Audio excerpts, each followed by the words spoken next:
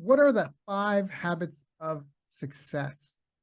So some people will answer this question and tell you things like wake up early, be self-motivated, set goals, be a lifelong learner, and minimize distractions. And there's a lot of proof, like there's a lot of truth to this, but it depends what you're trying to be successful at. Waking up early may or may not help you achieve your goals. So this really depends. If you're talking about personal goals and personal life, minimizing distraction really helps. A lot of times, there's the rule of 10,000 hours, and that's applicable where they say it takes 10,000 hours to become a world-class expert at something. And part of what that means is you have to follow all possible options to really figure out what moves the needle and what matters most, and then get enough time under tension, so to speak, get enough time invested to really become skilled at that thing.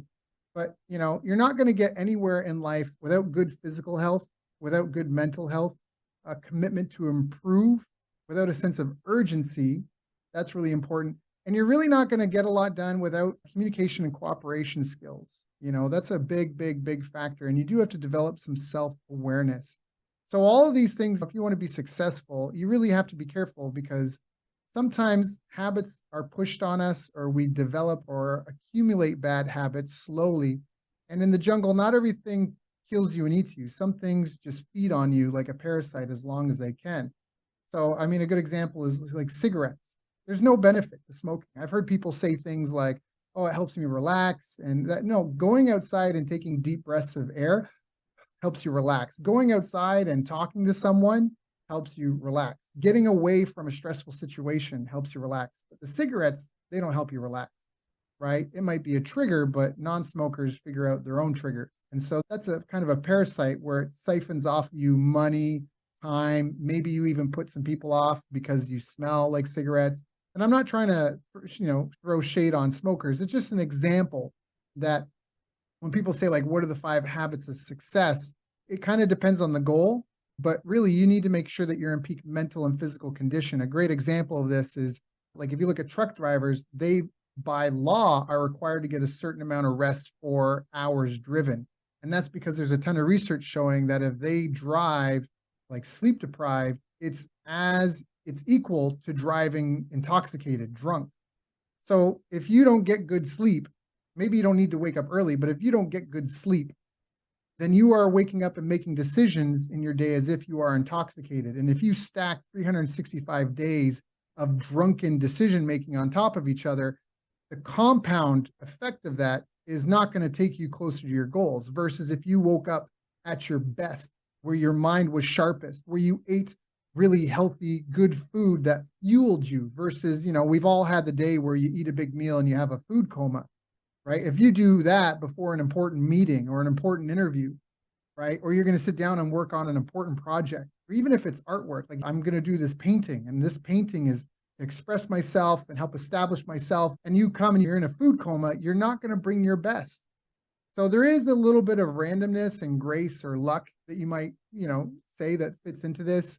But generally speaking, you want to show up being your best every day. You want to have self-awareness skills. You want to have clear goals. You want to be aware of the situation you're in as well. And that's not mentioned when people ask like, oh, well, you want to set goals and be a lifelong learner. Like, okay, that's true. But you need to know, first off, where you want to be, what success looks like. You want to know the situation you're in. You want to be realistic about where you're starting from. And then you want to be making meaningful progress in a reasonable amount of time. And so there has to be a sense of urgency. There has to be a sense of motivation and a commitment to improve and an understanding that you're not going to be perfect in the beginning. And I'm sorry if this isn't just like the straight up, these are the 5, boom, boom, boom.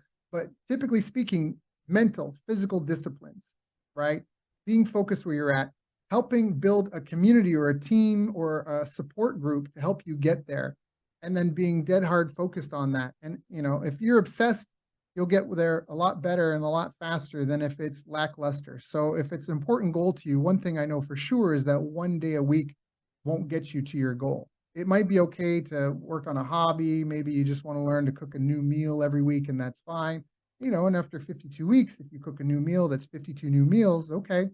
But if it's something that is important to you, you're talking about success, right? Like, again, is this success on the local level, success to be the best out of you and your friends? Or are you talking about being world class at what you do?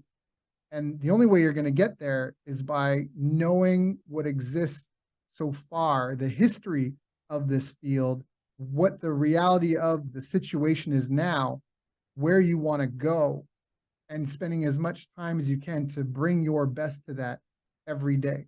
So I hope this question helps.